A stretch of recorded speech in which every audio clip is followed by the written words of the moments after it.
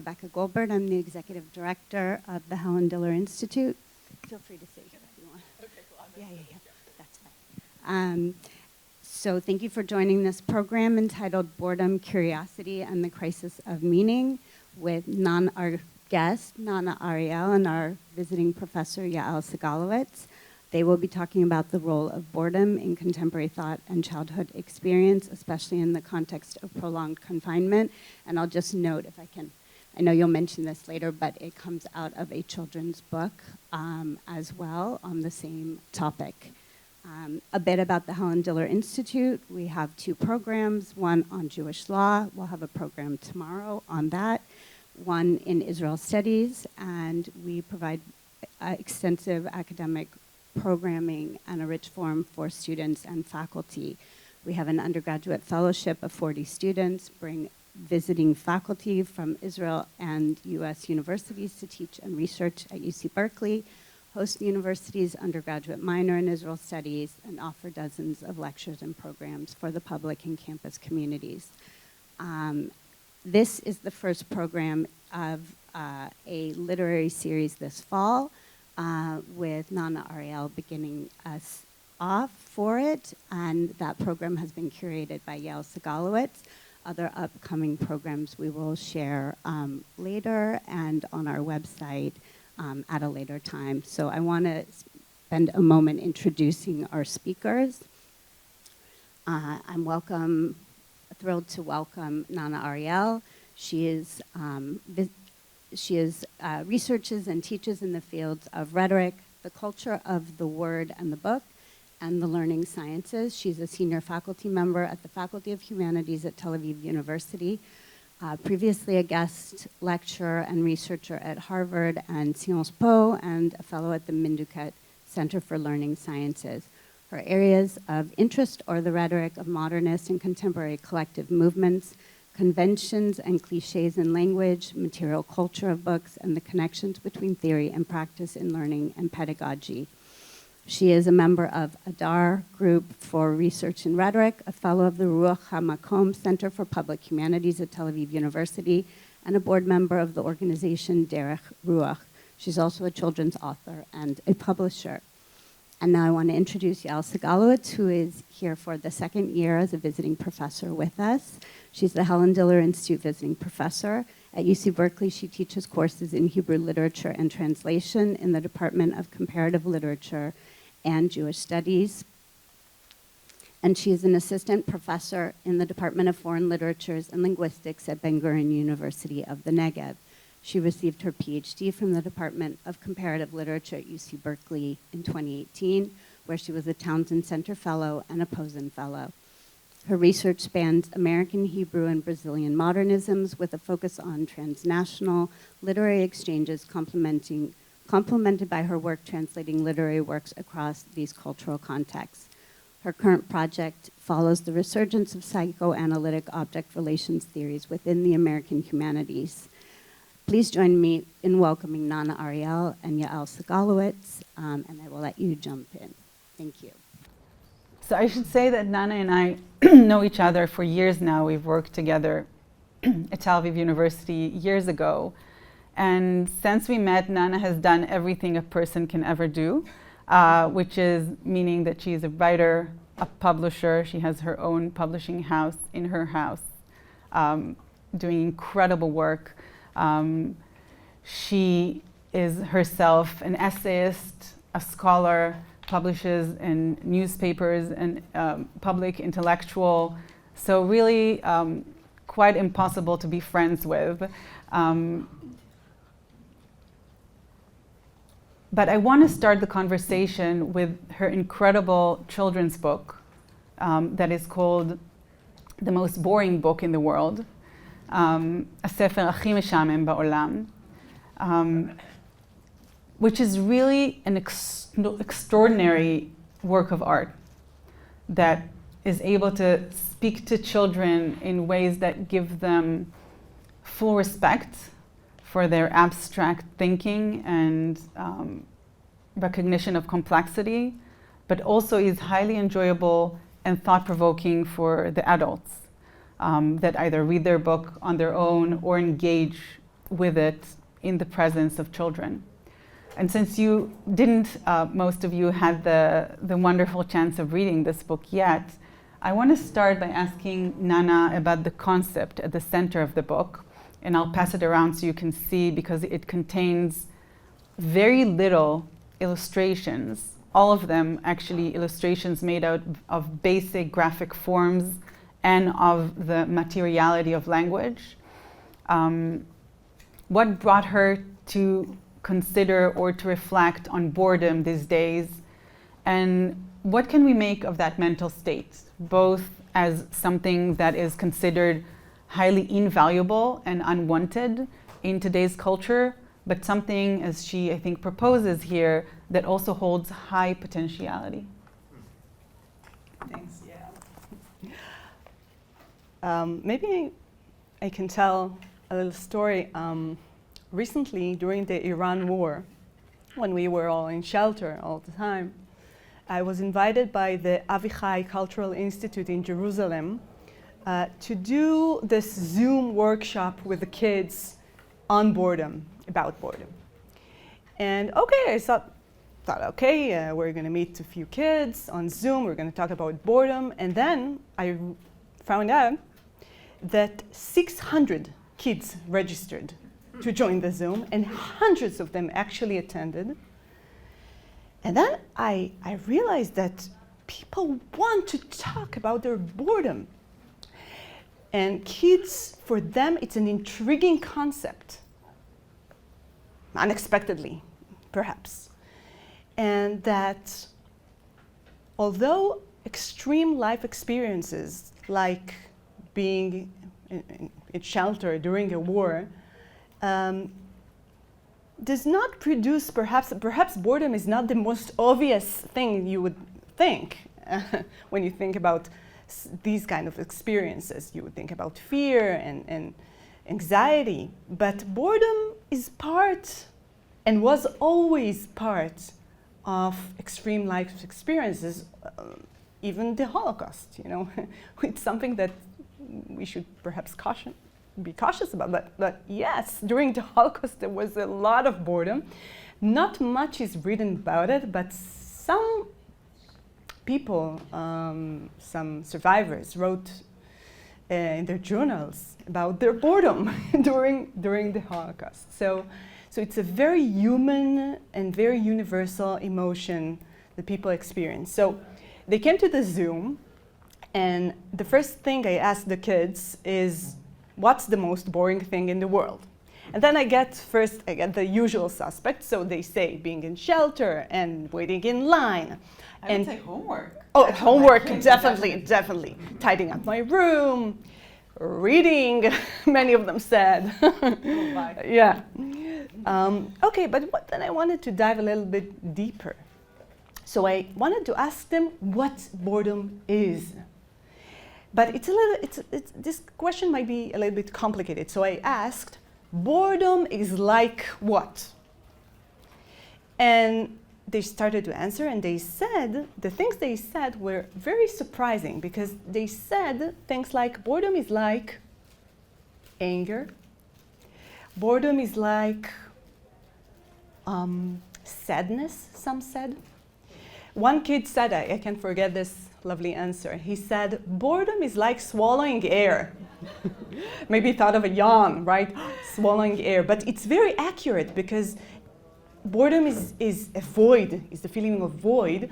Or we can say, perhaps boring, I think it was Tolstoy who said, boredom is the desire for desire, the yearning for yearning.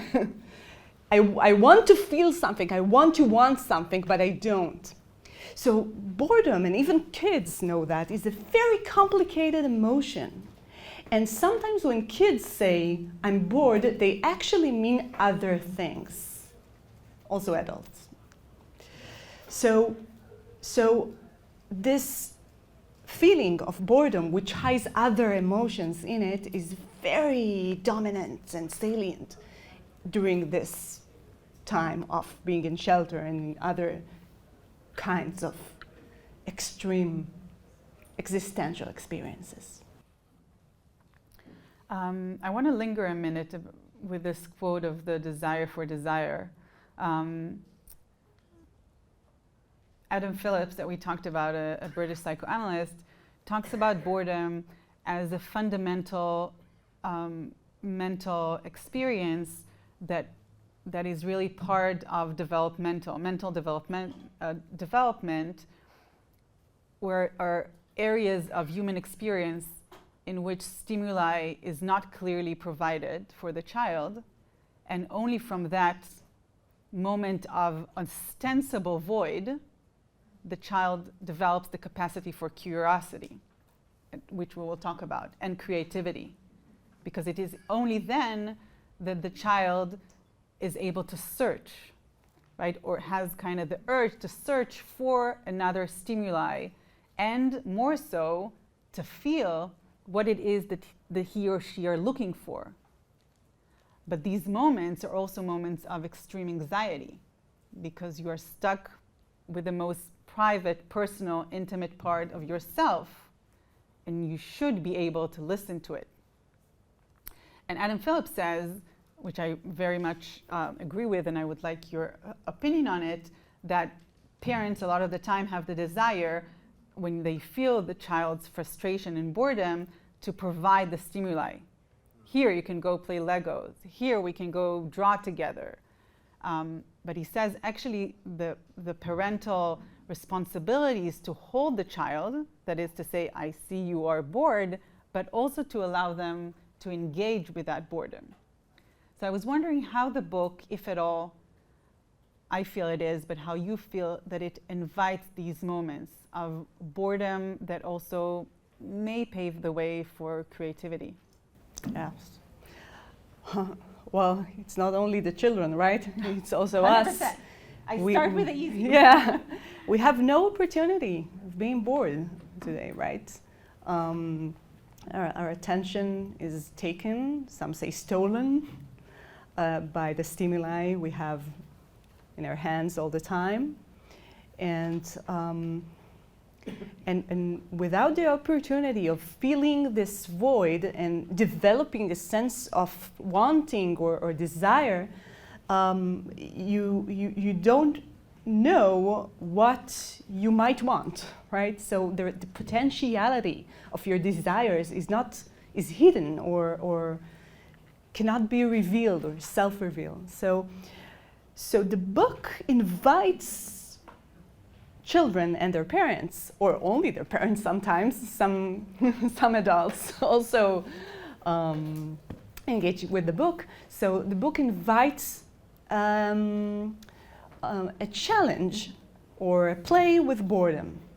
What happens if we stare at a page, an empty page, and make a little contest even out of it? How long can you stare at an empty page? This is part of the book. Yeah. Right? So the book has a page in which the kids are kind of invited to stare. Yeah. And what do you do with the book that says or declares it is the most boring book in the world? I can tell you that strangely enough, when kids see the title, the most boring book in the world, their reaction is not rejection, they're curious. And they're also show, the book was adapted to a theater show by Renana Raz, who's a great choreographer in Israel, really fantastic. And the show is called The Most Boring Show in the World, and kids want to go to the show. That's strange, but they do. So they receive the challenge, and the book, rather than walking them through or taking them to a drama with characters and that requires identification with the characters and a plot, it takes them to a kind of an inquiry of boredom.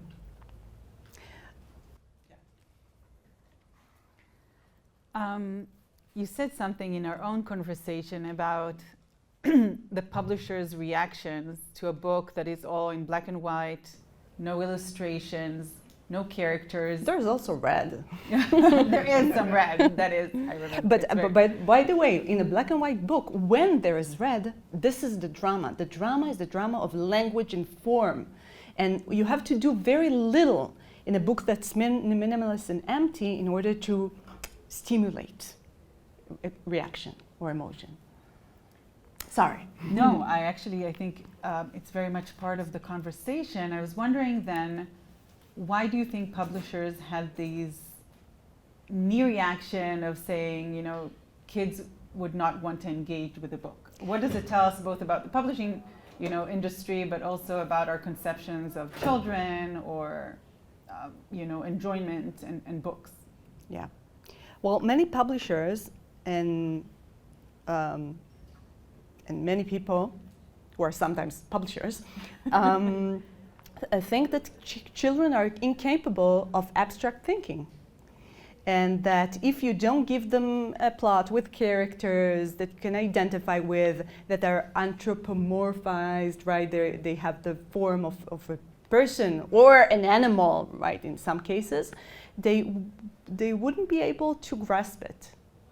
And these are actual reactions I got during the publishing process. Even after the book was accepted, some readers thought that they might not understand this or that, but they do. Kids are capable of very, very complex abstract thinking, and the book hopefully allows a kind of openness that allows them to wander through the book and read it in their own pace, in their own way in many ways. If you skip a page, nothing bad happens. You don't miss anything.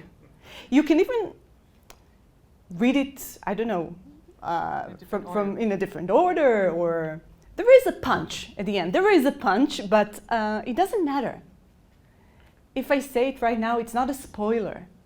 So I think that they can, and they do, engage in more abstract kind of reading or reading modes.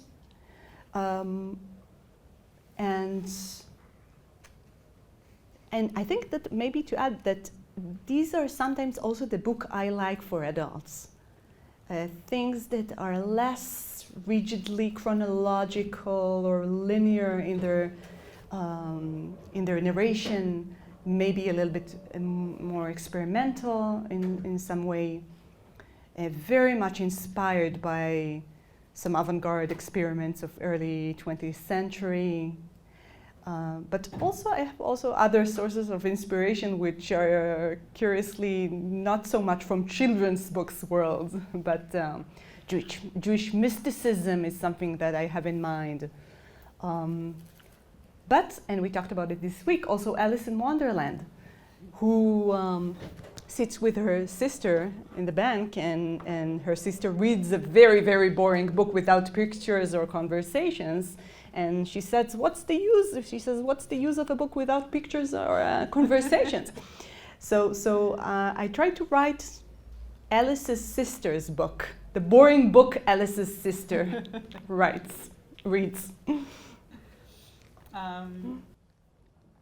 I should also say before, I mean, I'll get to another topic, but I do want to mention that Nana also wrote an amazing children's book called the Strange and Unbelievable Story of Comma and a Period, in which comma and period are two characters, and it is just as challenging, creative, unexpected as the first. But I want to take the conversation somewhere different a little bit. So we mentioned in our own conversations that you're kind of shifting lately between thinking about boredom to thinking about curiosity. And I think they are connected but not the same. And Nana is also a scholar, as I mentioned, bringing kind of the questions of rhetoric, also AI lately, but also aesthetics into this question. So what can we make of curiosity, and specifically, where can we place it in the cultural domain today? Well, I think to continue what you said earlier, we think of boredom and curiosity as opposites, but in a way, it's a continuum. Mm-hmm. So when you let yourself be bored, you can find out what you're curious about. Mm-hmm. So I really see the connection between the two things. Now, from another perspective, maybe, I think that both boredom and curiosity are not only cognitive features of the individual who, in the case of curiosity, seeks information, and they're both deeply social and even political emotions. So, in the case of boredom, well, earlier we talked about the advantages of boredom, right? But boredom, I see boredom not only as a personal void, but also sometimes, and I'll get back to curiosity, right? But I'll bring you back if you don't. yeah. So boredom, I think, is sometimes a fear of otherness. Sometimes I find myself, when I say that I'm bored with something, so I ask myself, why am I saying that? For example, and don't kill me, I mean, it's really only me, but I'm very bored with fantasy movies and science fiction movies. It's something that I don't really get sometimes. And I ask myself, okay, but why am I bored with that? And my answer is often, it's not me, right? It's not me. It's someone else's. It's not me. And sometimes people say that they are bored with things that they conceive as foreign or other, and things that they are not willing to get close to. Well, to give you a very blunt political example, Benjamin Netanyahu, in one of his rallies, famously yelled at one of his, a woman who attended the rally, and he told her, "You bore us. What, you're so boring," right? So when he says you're so boring, he actually says, I don't want to know anything about you, right? I don't want to know your perspective. You're not interesting. I'm not curious to know what you're talking about. So boredom can be political. But curiosity can also be political. Because curiosity is not only something that I'm interested in, but also a kind of openness, an openness to exceed myself. In fact, I like to differentiate between curiosity and interest. There's a lot of debate about it, but I think that these are two really different things. When I'm interested in something, I'm attracted to something specific. Well, in my case, I'm very much interested in languages. I think that you too, yeah. Or someone's interested in law or in whatever. So you can even think about interest. The word interest has a double meaning. Mm-hmm. In Hebrew, by the way, it's two different words, interes and inyan. But interest is also being interested in something, but also being invested or wanting something from something. So interest is like I want to get something from it. Curiosity is quite different because curiosity is uninterested. Mm-hmm. When you're curious, you don't know what it is. You don't know if you're interested. You don't know if you like it. Sometimes you're curious towards things that you don't like, that even you're disgusted with, so curiosity is a mechanism or a drive that is how would I say? Openness? But it drives Surrender. itself. It drives itself. It does not need an object. Mm-hmm. So this makes curiosity something that has an enormous socio-political power and potential, because I can be curious about others, people who have different political opinions. You know, we started with this question, right, of who is curious and who isn't. Curiosity, I think, is deeply democratic in this sense. Yeah, I agree with you altogether. I want to kind of push it even further and say that I think the difference between interest and curiosity is about knowledge. So in interest, you have a vague sense that you know the object. Maybe you want to know more. But in curiosity is a willingness to linger with not knowing, right? I sense an attraction and I want to know this thing that I do not know. And I would say, going back to your question about what was the statement was of zero curiosity, right? I am not willing to engage in and with the unknown, with whatever is going to happen here, with knowledge that I might encounter that might challenge my point of view, might challenge my perception of the self, my subjectivity, right? So curiosity in my in what I hear you're saying takes a huge amount of courage, because you're willing to surrender into a space in which you do not know what is going to arrive. Yeah, and curiosity actually can be very dangerous. I think that the first curious person was Eve, right? And there are many stories about curious people, many times women, who pay a very kind of severe price for their curiosity, for themselves or for the humanity at large, right? Madame Bovary's, her death is in the book described as a death out of curiosity. Yeah.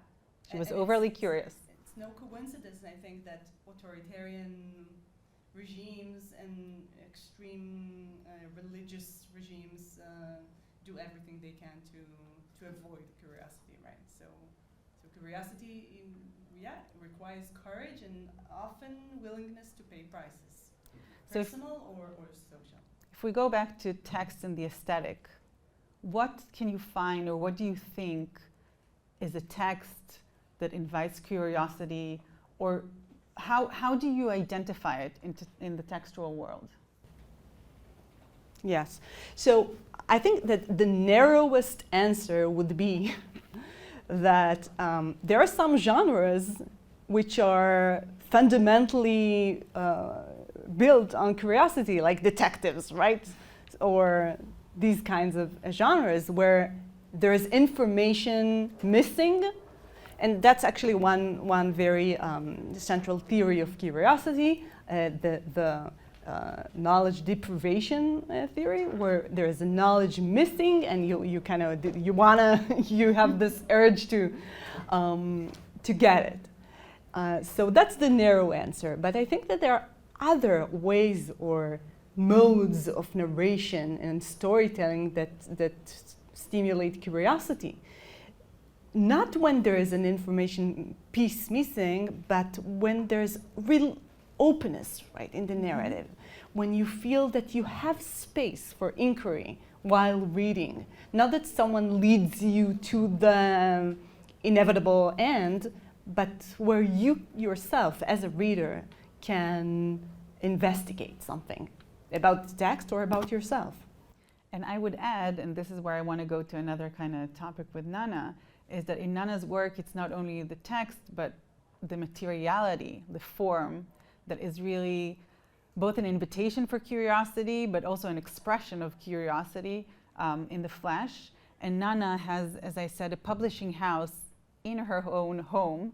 And I want her to share with us some of the products that she and her partner produce, because they're really evidence of what can be made with books, or as she says it, what books can be. So if you can show us a little bit and tell us a little bit about the publishing house, the process, but also the product. Sure. So maybe I'll say something about how did I start printing and sewing books at home. Well, in 2016, 2017, I was a postdoc at Harvard, and I realized that the year of did I say 1917? Yeah. So in 2017, I was. Yeah. So what happened in 1917 was the establishment of the Hogarth Press of Virginia and Leonard Woolf. So Virginia Woolf, I suppose everyone knows, the well-known British writer, established her own press at home, actually literally on her dining table in London in 1917. And in 2017 was the centennial of the press, and I was at Harvard, and I went to the library, the rare books library, where they kept the actual copies of Virginia and Leonard Woolf's press.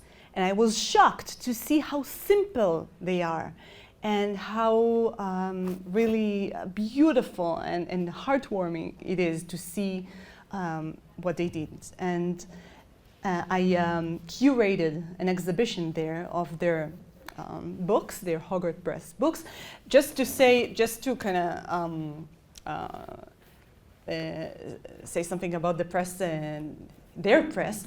They printed some of the most renowned books in history themselves, like A Room of One's Own or poems by T.S. Eliot. So we're talking about the greatest works of literature in the 20th century, literally printed at home and made in simple craft and typeset word by word in letterpress.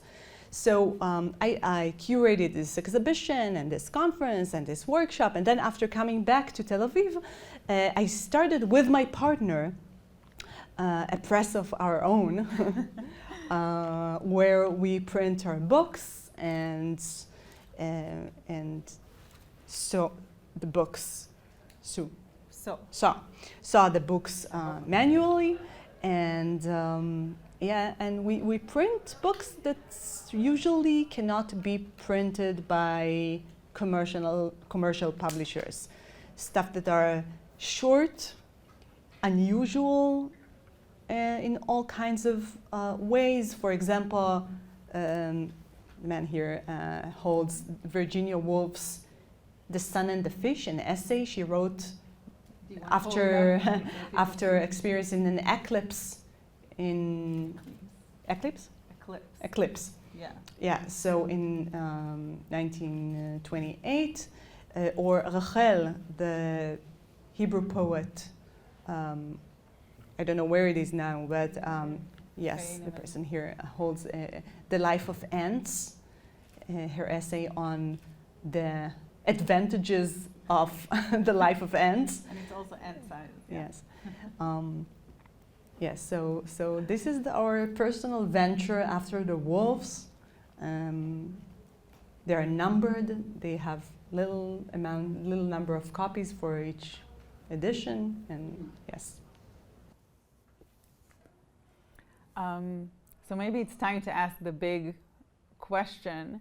Who reads today, right? It's always up there in the air, and we publish these books and we engage with them, but then when you speak to children, a lot of the time they would say, what is the most boring thing to do? Reading. And I see that with my son's school, they make 30 minutes of reading into an obligation. So what started as something that he loved to do, now when it became an obligation, he just wants to get rid of it, right? To finish those 30 minutes. So I was wondering how we can put together boredom, curiosity, reading, the invitation that comes from these different materiality of books, whatever you want to make of this question. Sure. Well, this is of course a global problem, right? People read less. There are all kinds of data about it, but in general, people read less. I think that in Israel or in Hebrew, this is particularly heartbreaking because this figure of the people of the book, right? The people of the book, the people who are supposed to admire books and make learning, reading a central part of their lives, it's an ideal that is not fulfilled today. And very interestingly, the social group who reads the most in Israel today are religious people, because Saturday allows them to put the phone on hold and actually read. So I know that there are many attempts globally today to mimic this Shabbat ritual by people who are not Jew at all, right? Or have no relation to the religious Jewish religious tradition, and making their own Shabbat one day, during the week, where they just allow themselves to read, maybe to be bored a little bit, and discover their curiosity. Sometimes when I'm also I'm working a lot on the learning sciences, and the thing that people are most concerned about is attention, obviously, because they feel that their attention spans are diminished because of technology. And they ask me, how can I read? I cannot read one paragraph. And what I tell them is, actually, I don't tell them do the Shabbat thing, which is a great idea, maybe that's what I should do, but I tell them, put a timer for 30 minutes. Do not commit to a day of reading, which is impossible for some people, but give yourself this opportunity of this little Shabbat for 30 minutes and start to see what's happening. And people find it very effective, like giving themselves the chance to even start. Yeah. So I want to play devil's advocate a little bit with the questions of attention and boredom, etc. Right? So we are ostensibly told that people don't read, that we have very short attention spans. But what if we say something different? That attention did not diminish, but simply changed. That it's not that we have a perception today that is not as good, it's just different, it has different potentialities. That actually people read a lot, right? That texts are everywhere, social media, Twitter, etc. But also that people are actually also buying books, especially in Israel when you have like all these. You go into a bookstore and you want to buy one book, you get 4 as a gift. Anyway, I'm intentionally throwing us to the other end of the conversation, but what can we make of it? Yeah. But it's interesting. There's this beautiful book, Proust and the Squid, about attention and reading. And I forgot the name of the writer, but you can look it up later. And she says that reading and scrolling, and reading in a book, the codex, right, the basic form of a book since is totally different. So activates totally different areas in the brain. So it's really not the same kind of reading. So there's a lot of debate about it. But I think that maybe thinking about your suggestion that attention is not diminished but changed. So there are all kinds of attempts to work with that. Instead of, saying the younger generation is doomed and things like that every generation says, right? Throughout history, every generation says the younger generation is doomed. That is true. Now they are doomed, no. But for example, I see many more short books published today. My friend and colleague Jeremy Fogel, who is really a star in Israel today, he's a philosopher. He published a book called Philosophers Against God. And it's tiny. I don't know, I don't think maybe less than 100 pages. And it's a bestseller. It sells tens and thousands of copies, and people love it, and they read, and young people read it. So, shorter forms. For a long, long time now, the book industry, right, or the book market relied on longer forms. And it was very, very hard to be published if you write shorter forms. I don't know if everybody knows that, but you have to write a novel to be perceived as a serious writer and even published at all. If you write short forms, short stories, and other kinds of things, you're not published. And maybe it changes. Maybe, I think that's one of the reasons that there are really little modest booklets people are interested. It's short. They can approach it. They can finish the book. Rebecca, do I have more time? I wanted to ask a little more. Okay, great. So I want to shift now a little bit from your writing and publishing to your scholarly work. And Nana's beautiful first academic book is about manifestos. So the kind of history of manifestos in the 20th and 21st century, their aesthetics, their political function. So maybe you can say just a little bit about what is the manifesto as a form for you. But also for me, it kind of falls in line with the conversation that we had, because there is something about the manifesto and its rhetoric that really calls for our attention, right? It's short, it's kind of in your face, it provokes curiosity, it's actually supposed to be provocative. So what do we make of this constellation? And is it like a Twitter post? I'm done. Yes. Well, manifesto, for me, is one of the most intriguing genres, because it's some kind of a hybrid between political writing and literary writing. Mm-hmm. It's not usually a political, like academic essay, although sometimes it is. It's a very, very versatile genre. But it's not a strictly literary work. It's something in between. Martin Puchner, a scholar from Harvard, who I had the privilege of working with, called it manifesto art.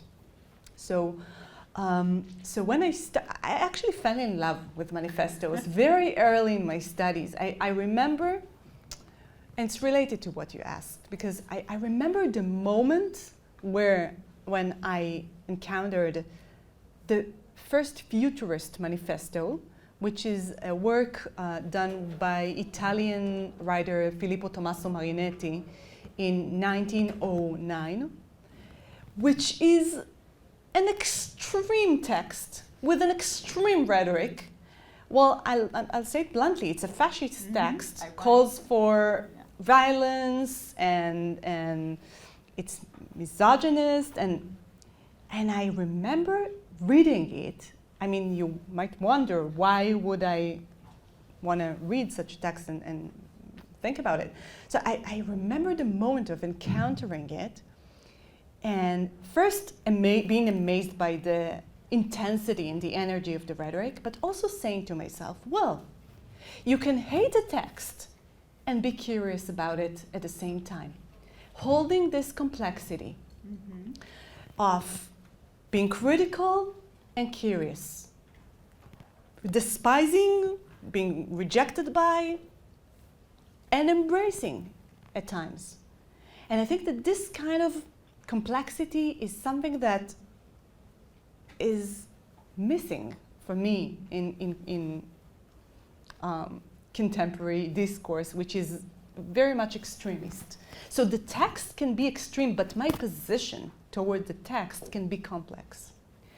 So then I decided to continue studying manifestos, and one of the things I discovered is, well, you might think that manifestos are the opposite of a dialogue, like you said, right?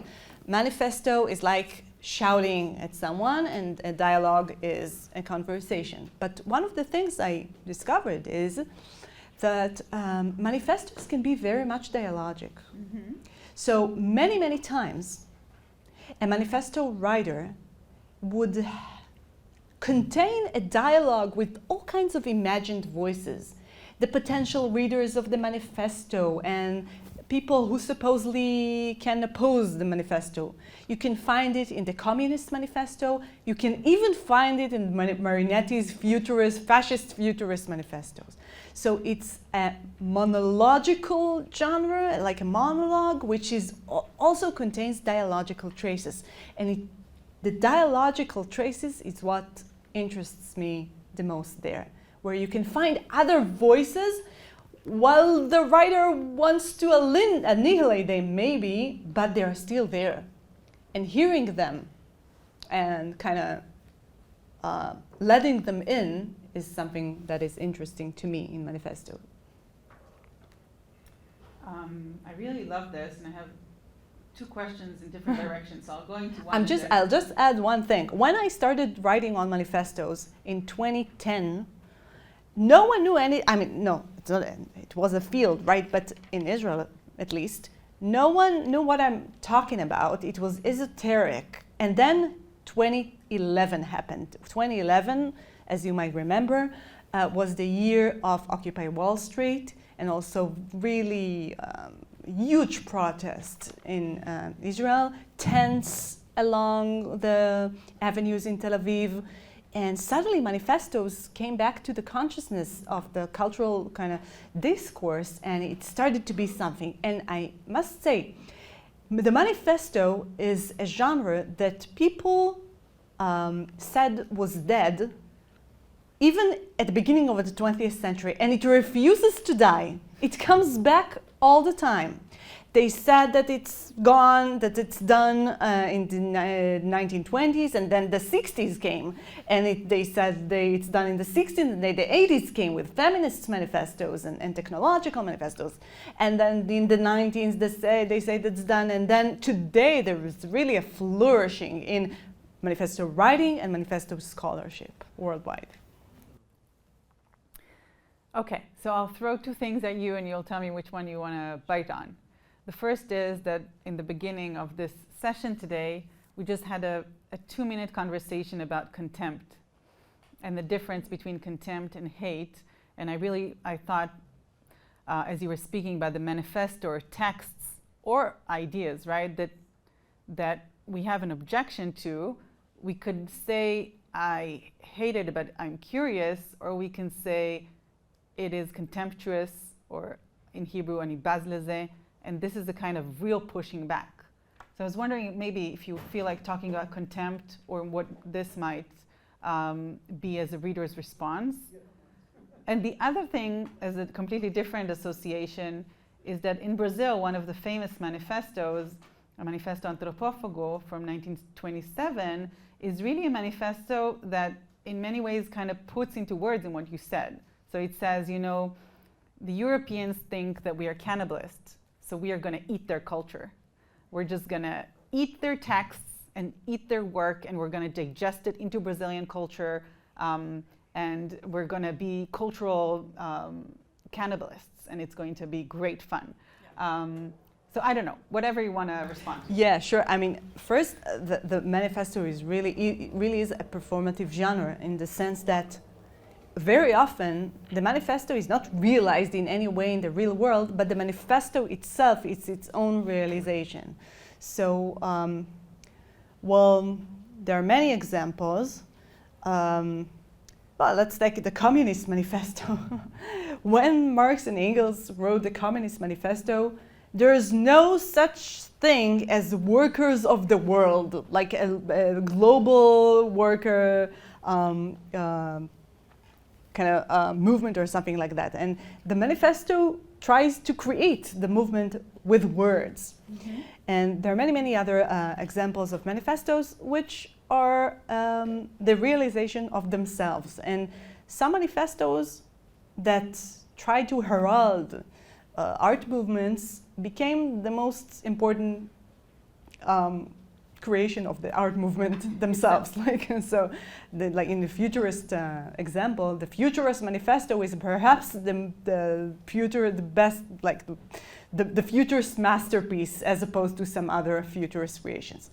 So it's a very interesting genre in this respect too, because it talks about language in a way, and about how language can move the world and create reality, but sometimes also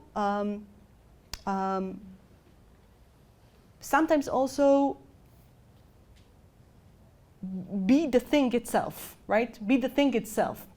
So and regarding contempt, So, okay, well, many manifestos express contempt, right, towards their formers, and former movements, towards the culture at large. Some manifestos say culture is, Yes. yeah, and let's replace it.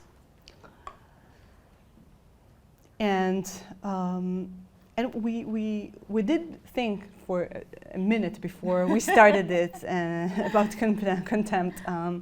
Contempt, I think, is one of the very, or maybe the most dangerous emotions I know. Because contempt is perhaps the absolute opposite of curiosity, right? As you said. So, and I feel, unfortunately, that in Israel today, where the division becomes so, the social political division becomes so acute, I see this emotion surfaces in many areas. And I'm not talking just about right wing, left wing towards each other. I see the emotion itself surfacing, because when you have such a violent moment, it affects society deeply, not only in the narrowest political sense.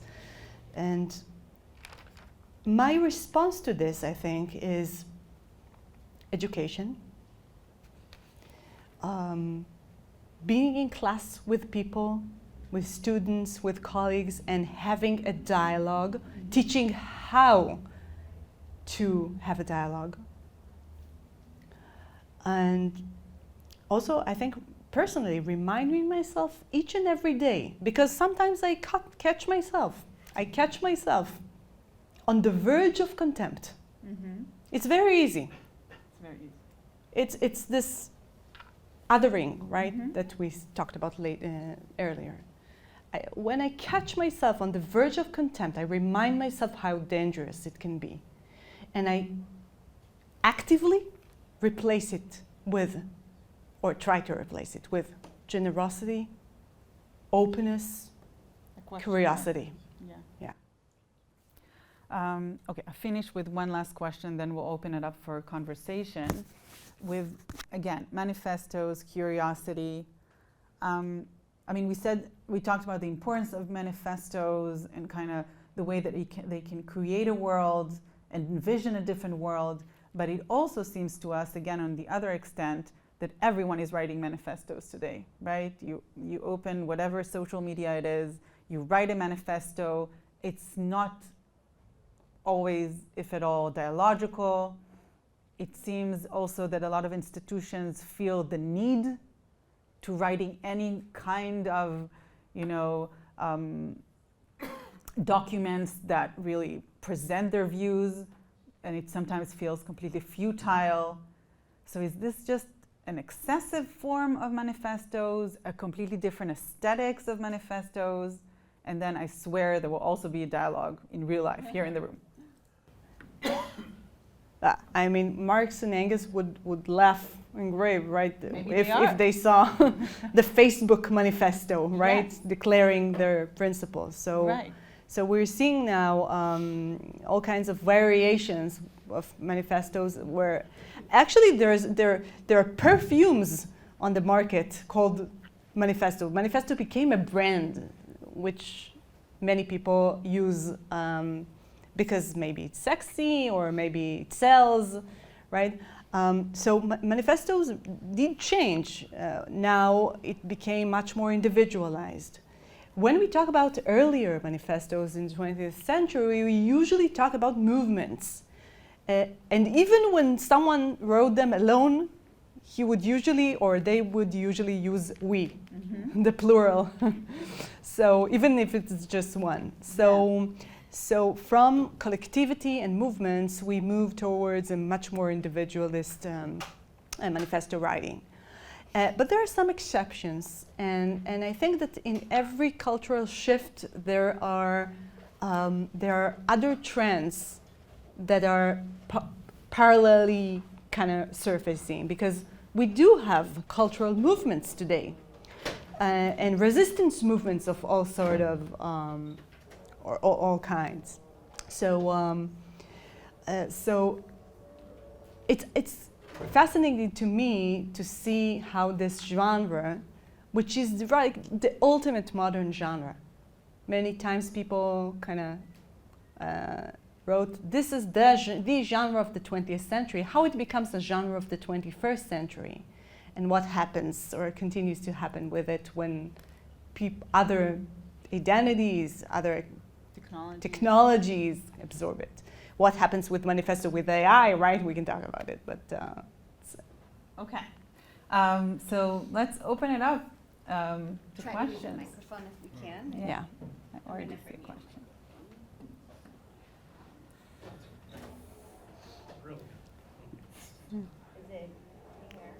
Can you hear me? Yes. Yes. First, brilliant, just brilliant. My pleasure. And thank you for tolerating what, for me, again, language is everything, but what I perceive as a pseudo boycott that you had to appropriately respond to. Again, brilliant, in addition to the substance. I think of the power of language, and I notice that of the people in my life, the ones that focus the most on words actually seem to be able to come up with missing concepts too. So the name of your book, it focuses on this concept of boredom. Yes. It reminds me of the child in the story who says the emperor is naked. Yeah. And invariably it's a child because they haven't been brainwashed enough yet to think like the rest of us. Are there other concepts that are on the edge of your awareness that are hitting you? I mean, like in 1930 or so, we didn't call it weapons of mass destruction. We called it nuclear research. And then somebody came along and said, that doesn't associate it with mustard gas. We need to tell everybody that what we scientists are worried about, that we're discovering, is a weapon of mass destruction that can't be controlled. So I'm wondering if, I just mean that as an example of focusing on words, but like boredom, are there other concepts that you sense around us that we're ignoring? Well, what an interesting question that I have to think about. Well, I think that the most immediate example that comes to my mind is that what are we talking about when we're talking about artificial intelligence, right? These two words that we just say as if it's obvious. And many write about it without first really asking, what do we mean by artificial? What do we mean by intelligence?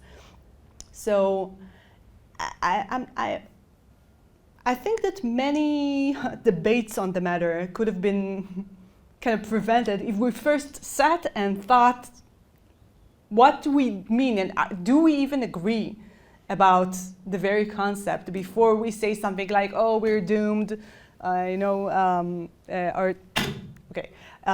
education is over and humanity is over, or the opposite from the techno-optimist point of view, AI is going to save us and save the medicine and or an environment and everything. So sometimes we really skip this very, very important stage of defining our concepts. But I'm sure that there are other, maybe more intriguing examples that I'm definitely going to think about. So thank you so much.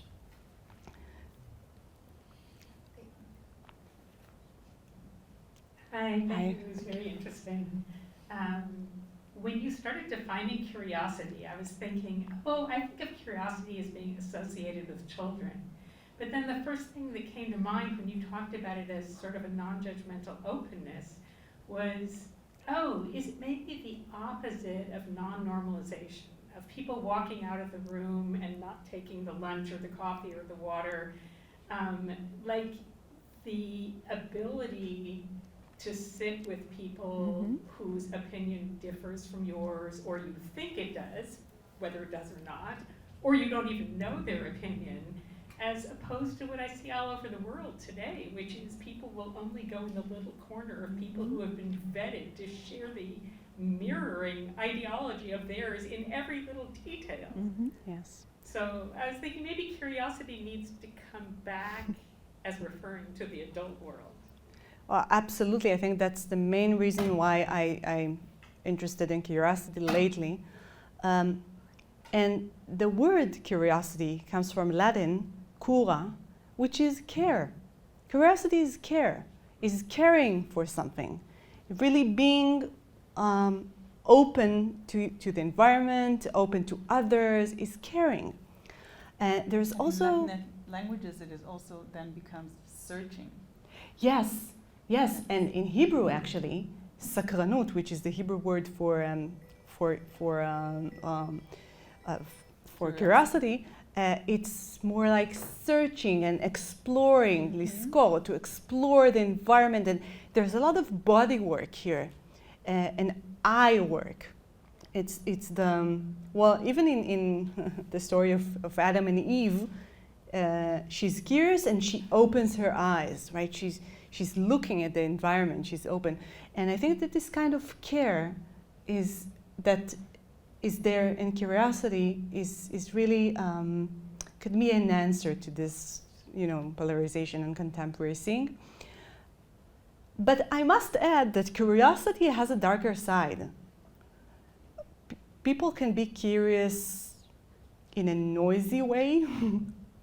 People can be curious in a way that distracts others, other cultures. So it's a very delicate game there, and I think that's kind of the caring side of curiosity is something I'm trying to see how can we hold it and cherish it. Yeah. Thank you. Nana, thank you for your work, for your publishing work, for your work on manifestos, and also about boredom and curiosity. I'm a cognitive neuroscientist, usually at Berkeley University in Israel. A few years ago, two of my colleagues from the School of Education at Ariel came to me because they wanted to do research about curiosity. And we spent quite a while trying to sort of map out the territory before we decided that it was impossible. Obviously, the reason they were interested is because they were trying to solve the real challenge, which is felt in the educational system of children not being curious and what's going on over here.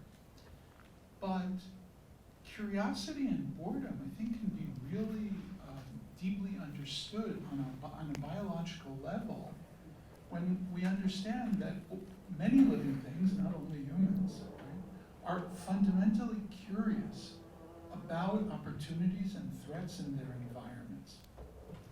Boredom happens when a person's needs are met, or when boredom is enforced. If maybe you don't have all the food you need, but if you're in the middle of winter in Finland, you can't go out of your cabin, right? So you can be bored until you can go outside again. But boredom is the price that children pay for safety. The fact that we're giving them a safe world in which they don't need to be constantly exploring their environments to get what they need to survive, creates the situation in which children classically come to me and all other parents, I'm bored. What do I do? So maybe we're just expecting too much. And curiosity can work both ways. And maybe this relates to what you say about manifestos. Because we can be curious about the physical environment, we can be curious about the human environment, right? And our curiosity about the human environment is usually because we want to know how we can get more power, resources, maybe exploitations of others in order to achieve our own survival and thriving goals. Yeah. So maybe it's better that children are bored. Yes, thank you so much. There is really fascinating research of both boredom and curiosity, also from evolutionary biologic perspectives and neuroscientific perspectives, and for me, when we're talking about concepts that are so complicated and kind of layered, we have to collaborate between disciplines, right? These are deeply interdisciplinary concepts. For example, when you put people under fMRI to study their curiosity, you're going to find out something very specific about a very specific kind of curiosity, of knowledge deprivation, basically. But you're not going to discover something about, or everything there is to discover about, epistemic curiosity, for example. So we have to have a philosopher and a neuroscientist and a psychologist, perhaps, and people from all kinds of disciplines coming together and thinking together. And I highly recommend this anthology published a few years ago called Curiosity Studies, which does exactly that in a way, and it really opens the path for the study of curiosity, which is pretty young historically. So we have a lot to do in this field. Thank you so much. Hi, Nana. Hi. Thank you so much for speaking with us today. In high school, during COVID, I wrote a children's coloring book about mental health because I felt that was like a timely and important topic to talk about that during. And I've always loved how children's books can take really complex topics like boredom or anything really and simplify it into a story or pictures. So given like today's problems and climates, what are other topics you think that children can learn from through a children's book? Thank you so much. Well, first, I didn't say it, but the boring book, the most boring book in the world, wouldn't have been written if it weren't COVID. It was written during COVID. It's a response to COVID. It's definitely related to what happened in our world in recent years. And to your question, a beautiful question. I really have to think about it because I think that the thing is, the possibilities are unlimited. That's like the main thing here. That when writing to children, instead of limiting ourselves and confining ourselves to very, very specific topics that we think kids can grasp, they can grasp them, they can, read about anything, practically anything, any complex emotion or affect or mode that adults experience, of course, with the safety we want children to experience. We don't want to talk about topics that are, they are not ready emotionally to kind of deal with. But basically, it can be anything. I can totally see books that work with curiosity without walking children through a very, very close narrative. Or I can see, and there are such books about death. There are children's books about death. Children knows a lot about death. They know it exists, they have thoughts about it, and we can write about anything that's human, I think. So, yeah, thank you. Hi there. Hey. Thanks, Yael and Nana, for this conversation. I have a few loosely connected thoughts, and I hope they're going to make sense. Yeah. But trying to connect the two topics, the two major topics of this conversation. First, on boredom and curiosity, it feels like there's a moment of transition from, and I was looking at the book and trying to understand the poetics of the book and how my kids would respond and whether they would really read it or just be uninterested. So there's this transition, and also talking about manifestos, it feels like when you said there's a we that does not yet exist, and there's a suggested new order that does not yet exist, it feels like there's also a transition that the manifesto writer is hoping for. And kind of very, maybe simplistically, this transition is from nothingness, like the nothingness of boredom, to a something. Or like, Yes. And at that moment, it feels like a certain type of magic needs to happen, right? Mm-hmm. The magic of my kid picking up the book and reading it, or being completely uninterested. Maybe you can say a few words on this transition, the moment. Yeah. And I'm going to also connect it to politics.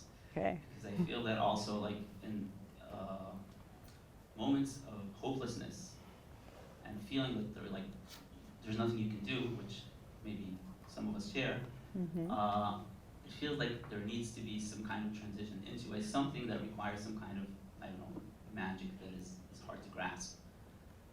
So just my thoughts on connecting the different topics, and maybe you can say something also about that was not spoken here about, like your activism. Maybe, I don't know. If you want to go there. Sure, thank you. And also, Yael, of course, respond if you want to add anything. I think that this magical moment of transition between nothing and something, or interest, boredom and interest, usually happens when there's a connection with someone or something. So I think it's not only the kid with the book, but the kid with another significant other, like the parent who's there, with whom you can think about the book. And you know, in children's books, we're always talking, or almost always talking about three entities: the kid, the child, the book, and the other, the parent who's there. And when children start to read a book, first I must say, I'm not sure that the ideal reading of the book would be that of like absolute joy and interest. It can be something more challenging for them. It can be, I don't know, raising questions or being irritated is also a nice response that I like to the book. When a child starts to read and says, what's going on here? Or in the adaptation of the book to the show, and the show also says something like, this is the most boring show in the world. And some kids interrupt and say, once something's gonna happen, right? And if in regular theater shows we stop kids when they have this interruptions, in this show it's wanted, it's solicited. Please interrupt. Let's see what happens when you do it. So, so there can be a more maybe dynamic reading in the book with the parent, that the kid can, you know, ask the parent something and the parent answers, and hopefully the book allows this dynamic reading, and the magic happens. Either it happens, either it doesn't happen. And if it happens, I believe it maybe happens at different points for each one, right? So that's the difference, I think, from a book where you have a specific dramatic dramatic point where the emotion is directed to. So what else about manifestos? From nothing to something, right? There is a godlike, sometimes, ambition in manifesto writing,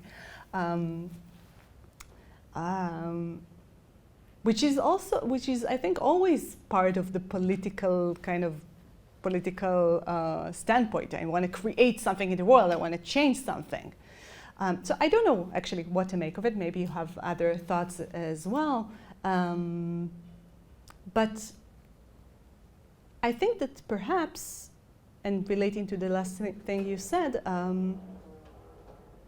well, manifestos taught me a lot about political activism. I don't think it's natural for me to be an activist. It's not something that's like I was not raised that way or something like that. But when you see people suffering to such an extent, you have to do something. And hello, yeah, and because it's not natural. Hello, yeah, it's not natural to me.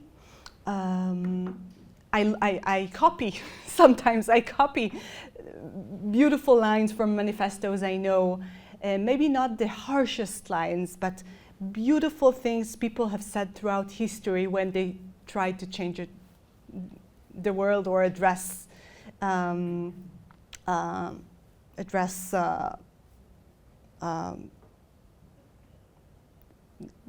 things they thought were wrong, And yeah, I don't know. I'm thinking about what you said. You said a few things, and I'm kind of, and they're all related to creating something in the world. How does something happen in the world from a void to something? It's a very broad philosophical question and a beautiful one. So I'm gonna continue thinking about it. Thank you. I want to maybe add. Yeah. I'll say a quick comment. I think it's really the most basic question of humanity more generally. And since my background is in psychoanalysis, I'm going to say, take this venue just to think with you, that Freud said, you know, if the child would always have the breast or the milk, there would be no language, because the child would never feel the necessity to say, I need, or to cry. But in order for this magic, and it is a huge magic, of subjectivity emerging through language or voice, you need to be able, the child, to hold the void, but also be held, right? Which is precisely so. And as we said with boredom, the parent or the caretaker needs to be there, and yet the child needs to be alone. So it's to be alone in the presence of others, as Winnicott would later say. And I think on the political level, hopelessness is when you're in the void, but you have a sense that no one is holding you in it. And for me, this is the sense when people who we chose to hold are simply letting go. So my only thought is that magic can happen if we hold each other. I just don't have any other than community making, which I don't know if it's possible, or in any ways, I can't imagine anywhere, any other possibility of this magic emerging. I'm wondering if I can insert a couple of questions here as we went down. One is I keep thinking about the title, and as you shared it with us and we were preparing it, I think there were some on our team who struggled with the title, and it's starting with the title of boredom, right? Like, is that a problematic title? Is it problematic to use the word boredom? Like, also, I have the only other fear, especially when we're starting to talk about containment or in places of, including Gaza, including sort of under the pandemic, including during war, is whether it comes across as flippant. So I just wanted to throw those out, and I wonder about your responses to them and thinking about that. And in fact, we had a slight stumble in the office where it got flipped, curiosity, boredom, at the crisis of meeting, because it was like so problematic to hold that like uncertainty of the framing. So I just wanted to share that. You start. And then I had one other question, I guess, thought that comes from what you were saying, just about like what the role of education is and pedagogy, which I know you also work on, in thinking about sort of how you stimulate curiosity. And you know, there are a number of memoirs, books that sort of deal with like that, especially like buildings from on books. Like right now I'm reading My Brilliant Friend of Nina Front, his sort of series. Yeah. And that role of education is really critical in sort of dividing her from like the neighborhood in which she grows up, and sort of where you understand the role of education and what's missing in it, and sort of what its goal should be in stimulating sort of curiosity and boredom as well. Wow, thank you. Well, I like provocative titles, and when I was going to publish the boring book, they said maybe don't call it the boring book, maybe some other title, but eventually I think that the title really attracted much curiosity and attention. I also like, it's not only about copywriting, I also generally like extreme concepts or provocative concepts. My book, forthcoming book, research book with Oxford, is about cliches, the concept of cliche. So I obviously like people, or I like concepts people hate, or something like that. And maybe just a remark, going back to your question earlier, it's co-written with a friend. And I think that writing together was a new experience for me, and something I'm going to do from now on, till the end of my life, I think. A real way of of creating something from nothing, because when you're alone with nothing, you're stuck. Writing together and being in a community. I think that's the remedy to the time we're in. And pedagogy, a pedagogy of curiosity. Well, we hear many complaints in recent years about how schools are not fostering curiosity, right? That's something that we hear a lot. Because schools are old-fashioned and the institutional aspect is very strong. And so one, I think, strategy in education today is doing something completely different, right? Flipping the classrooms and doing project-based learning and not even going to schools, doing other kinds of education where children can be independently curious. Well, personally, I love traditional schools. I think that traditional schools are a miracle of our society that we should really preserve and cherish. The fact that we have public schools where everyone can get free education, it's something that I'm excited about, and something that I think we should not give up.